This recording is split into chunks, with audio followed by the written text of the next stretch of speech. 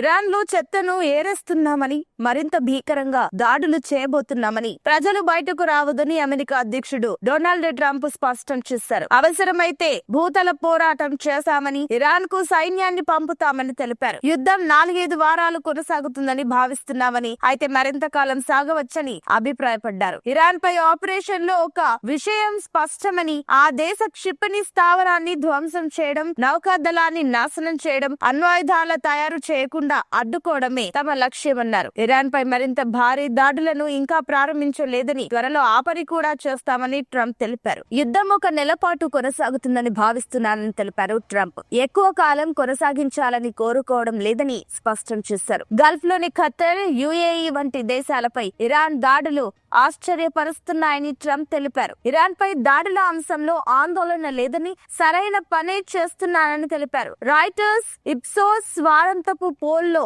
Iran పై Trump దాడిని 43% మంది వ్యతిరేకించారు. దీనిపైన ట్రంప్ స్పందించారు. పోలింగ్ తక్కువగా ఉన్నా తాను పట్టించుకోనని, అది మంచిదే అన్నారు. కానీ పిచ్చి వాళ్ళు పరిపాలిస్తున్న ఇరాన్ ను అలా వదిలేయలేమని అన్నారు. వారి వద్ద అణ్వాయుధం ఉందని, ఇరాన్ పై దాడులను ప్రజలు హర్షిస్తున్నారని తెలిపారు. నిజమైన పోల్ పెడితే మెజారిటీ తప్పకుండా వస్తుందని స్పష్టం చేశారు. ఇరాన్ పై దాడి చేసేందుకు వీలుగా హిందూ మహాసముద్రంలో ఉన్న దిగో గార్షియా దీవిని ఉపయోగించుకునే ప్రతిపాదనకు అనుమతిపై బ్రిటన్ ప్రధాని కీర్ స్టార్మర్ ఆలస్యం చేయడాన్ని ట్రంప్ మనసు మార్చుకోవడానికి చాలా సమయం తీసుకున్నారని అసహనం వ్యక్తం చేశారు. ఇలాంటి పరిస్థితి మా దేశాలకు ఇదివరకెన్నడూ రాలేదని స్పష్టం చేశారు.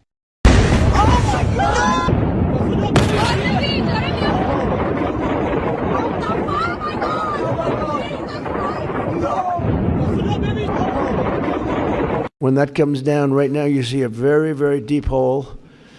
But in about 1.5 years from now, you're going to see a very, very beautiful building.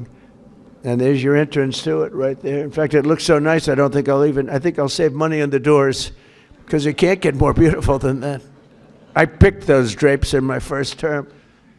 I always like gold, but I think we can save a lot of money. I just saved curtains. But and it'll be spectacular. It'll be the most beautiful ballroom. I believe it's because I built many a ballroom. I believe it's going to be the most beautiful ballroom anywhere in the world. And when you hear all that hammering out there, you know why the First Lady is not thrilled exactly.